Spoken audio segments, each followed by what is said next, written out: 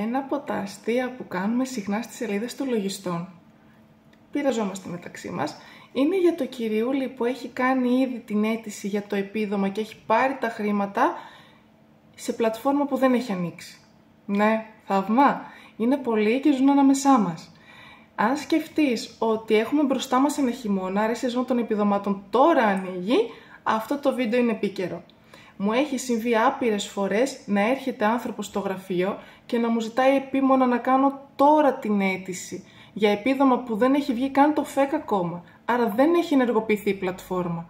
Αν είναι παλιά, γιατί αν είναι καινούργια περιμένουμε και να δημιουργηθεί, έτσι. Δεν ξέρουμε πού θα κάνουμε τις αιτήσεις. Ή να μου κάνει παράπονα γιατί ενώ κάναμε την αίτηση δεν έχουν μπει τα χρήματα στο τραπεζικό του λογαριασμό. Ενώ ο φίλος του Τάσος, ένα τυχαίο όνομα, πήρε τα χρήματα χθες. Λοιπόν, αυτό το θέμα το έλυσα μια φορά ως εξής. Ήρθε ο άνθρωπος στο γραφείο και άρχισε να μου κάνει αυτά τα παράπονα όλα μαζί που είπα πριν. Γιατί δεν κάναμε την αίτηση και ο φίλος μου ο Τάσος την έκανε και πήρε και τα χρήματα και δεν θα προλάβουμε κι εγώ γιατί έχω μείνει πίσω και πάντα τελευταίος και. Λοιπόν, για να μην σας το πολυλογώ, το θέμα τελειώνει. Τον βάζω να πάρει τηλέφωνο το φίλο του Τάσο και να το βάλει ανοιχτή. Περάσαμε πάρα πολύ ωραία. Κράτησε κάνα 15 λεπτό συζήτηση. Για να μην σας τα πολυλογώ, ο κύριος Τάσος πήγε στο λογιστή του και ο λογιστής του είπε ότι όταν ανοίξει η πλατφόρμα θα κάνει την αίτηση και θα πάρει τα χρήματα ένα μήνα αφού κλείσει το περιθώριο των αιτήσεων.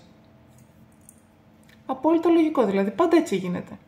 Λοιπόν, ο φίλος μας ο Τάσος δεν ξέρω τι θέματα έχει. Μπορεί να του έχει μείνει από την παιδική του ηλικία, τότε που τα παιδάκια θέλουν να λένε ότι είναι σε όλα πρώτη και μπορεί και να μην είναι, θα το λύσει κάποια στιγμή, αλλά μπορεί και όχι, είναι δικό του θέμα.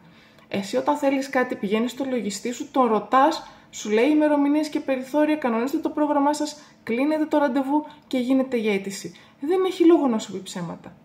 Κανένα. Για πες λοιπόν εσύ πόσους φίλους Τάσους έχεις. Για γράψε μου από κάτω ή και τασίες.